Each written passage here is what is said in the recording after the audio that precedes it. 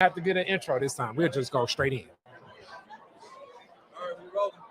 All right, we are here at the Detroit Policy Conference 2024, and I have somebody that definitely, when it comes to crafting and writing some policy research on behalf of the people, a lot of experience. If you go back through the archives of Detroit, it's different. You're going to see this name, and you're going to know a lot of what I'm talking about. Rebecca Irby, how are you today? Excellent, excellent. Great to be here. Wonderful to be next to you. Definitely. Once again, you're here soaking up more of what's happening in reference to some of the policies. The theme of today's conference was how to attract new people to Detroit. Our theme in Detroit is different. It's more so how do we retain the talent that's here? How do we keep the people here? You're a person that actually comes by way of Jersey to the region. So you definitely can be somewhat of a subject matter expert in reference to what are some of these assets and attributes about this space that you found as beneficial? You've lived different places across the world. What is it about this Detroit area that's like, okay, it's something here that I can connect to and not just a job, you know? Yeah, well, yes. So thank you. And it's something I love talking about because I've really fallen in love with this state, but specifically this city. And it's hard to put a word or a definite like, oh, it's this, because it's a feeling. There's a feeling here that I've not felt probably in 30 years. Wow. Elsewhere. But there's the feeling of real possibility, like a true DIY spirit and like grit that is here. And that if you have an idea and you have folks behind you, you could really create something here, which that's not the feeling I get when I'm in New Jersey. It's most certainly not the feeling I get when I'm in New York and specifically Manhattan. But when we look at how things have become so gentrified and there's no culture, gentrification equals the death of culture.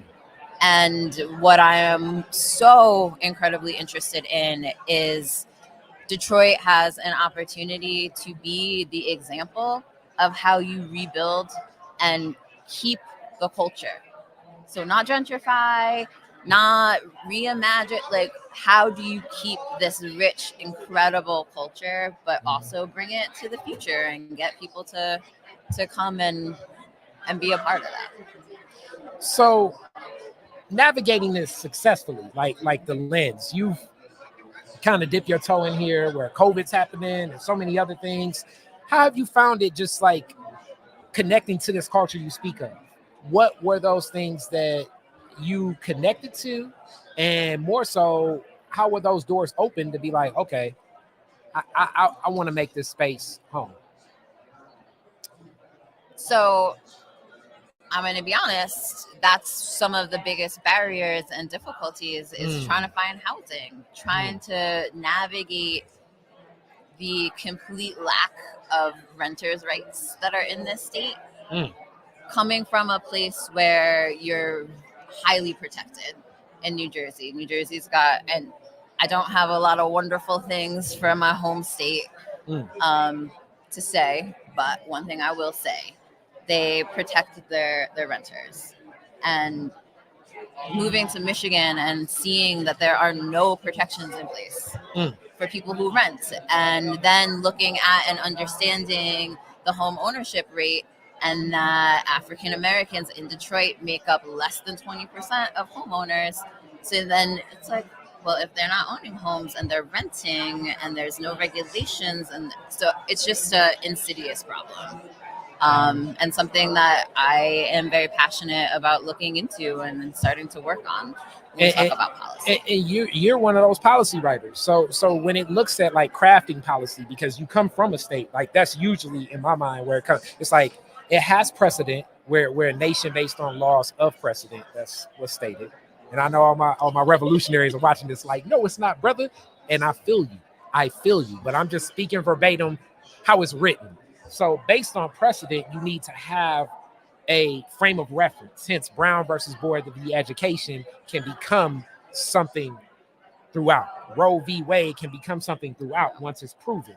So New Jersey is a place that you say, okay, this was a little bit different. So there are places that do have more equity within that relationship between tenant and landlord. Yeah.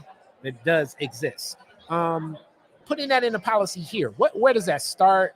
How do you get into action on that? And then of these people here, it's business owners, it's government people, it's institutional people. Like, who are you looking for, like, to ally with?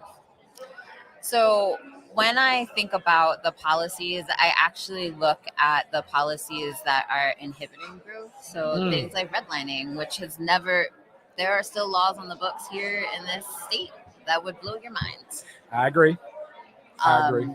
Just about where people are allowed to live. And it's still written in the laws here. Yes.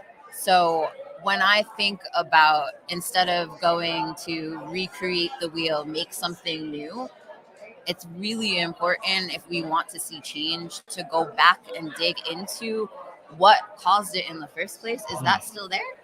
If so, we got to change that. Like, that's the first thing. You have to clean up your house before you add an addition to it. Yeah. Right? So really going back into the laws and understanding what redlining is, how it happened, and start working on that. And then we can talk about new policies that help encourage that type of equitable growth. Definitely. All right. So with that being said, New Detroit, you're here, you're working on that. How do people get in contact? How do people support New Detroit? How do we build on that? So we're working on something called the transformational framework. And we're looking to build a model for the region of what it looks like to have race equity be at the forefront of our policies. And you can contact me at Irby at New Detroit, or come to our website. We're building a coalition. We're building out working groups. There are so many wonderful things on the horizon, but I'm really, really excited about bringing this model and this idea to the forefront and getting more and more folks involved with it. All right. With that being said, thank you so much. Detroit is different. Thank you.